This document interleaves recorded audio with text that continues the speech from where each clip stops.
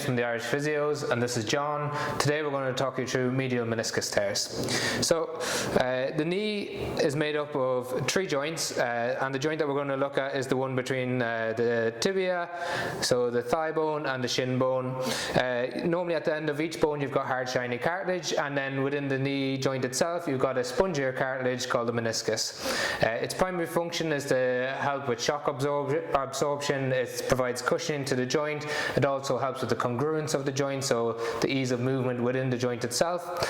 And the medial meniscus is the side that takes most of your weight when you're standing, walking and running. The symptoms of a medial meniscus tear in mild cases include pain on the inside of the knee, typically worse with weight-bearing activities such as bending, crouching down, using the stairs, or running.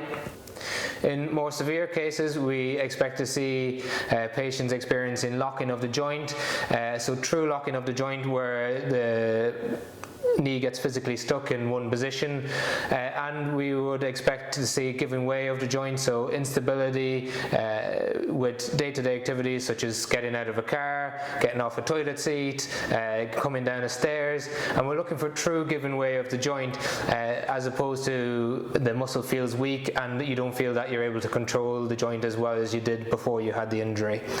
There can be some swelling of the joint, so typically we would look for effusion, and that's where the capsule of the knee joint becomes swollen and you may lose the shape of your knee. There isn't often bruising with the joint, especially if there's not direct trauma, so it's more swelling, locking, instability, and pain with activity are the most common symptoms that we'd expect with a medial meniscus tear.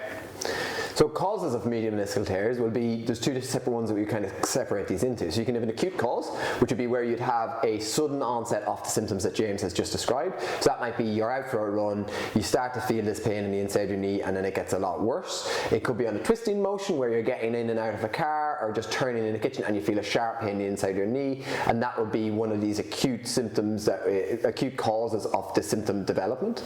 We can also get our degenerative changes which are within our knee. So as we get older, the cartilage does get a little bit more worn, and that's just normal part of aging and normal symptom development, and you start to develop this slow encroaching pain along the inside aspect of your knee. In both of these cases, then we would look at trying to treat this with conservative management in the initial phases. So in our management and treatment of the issue, we would often start off with trying to offload the area. So that might be trying to have a period of avoiding whatever the impact activity is that is causing the pain, or reducing down our step count, or stopping running, or whatever it may be that is causing most of the symptoms. And then we look at trying to strengthen up around the knee joint itself. So we'd start off with some non-weight bearing exercises to strengthen up your quadricep muscles, your hamstring muscles, your gastrocnemius and soleus complex, and then looking at developing those strength in a non-weight bearing pattern.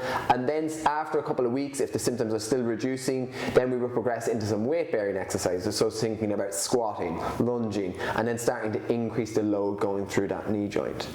Once those symptoms haven't flared up, and then we're carrying out those exercises and everything's feeling all right, we would then start to go into a lot more dynamic activity. So returning back into some jumping, returning back into some return to higher amounts of walking, and then starting back into a return to run plan. Other things that we can use to help with reducing down the symptoms of these tears are the use of bracing. So there is some braces out there. So the Ulcer knee brace, which is a really good brace for offloading the knee. That is something that can help at reducing down these symptoms. We can then also, if we have a patient who is not settling with our conservative treatments of offloading, trying to strengthen up the exercise, we can go down through a corticosteroid injection, which is an injection to reduce down the inflammation around the knee, settle off any of those symptoms, and then allow you to get back into physiotherapy. In some cases, and there's a few cases out there where the type of tear that you may have within your meniscus may require surgery. So if we were suspecting that you have, say for a bucket handle tear, we may suspect that you have this, send you for an MRI or an orthopedic consultation to discuss that option. But it's very important to have this discussion with your surgeon and your physiotherapist to see, is this the best course of action for your meniscal tear, as sometimes it is just a matter of time and rehab for these things to settle down. To diagnose a medial meniscus tear, we can do so in a clinical environment with your physiotherapist.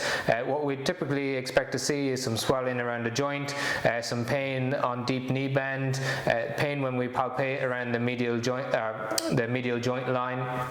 And we still do some orthopedic tests which work as a cluster to try and rule in and rule out other conditions. If we're uncertain of the diagnosis, we may refer you for an MRI scan. This is really helpful because it will identify the exact location of the tear, whether it's more to the front or the back, and the type of tear. Type of tear can influence your likelihood to respond from conservative treatment, and it can also influence the time that it takes to respond from conservative treatment. Normally this is at least 6 to 12 weeks, so if we are going down the conservative route, it's important to be persistent and consistent with your rehabilitation exercises. So if you're suffering from a medial meniscal tear and you have any questions about it, just drop them in the comments below.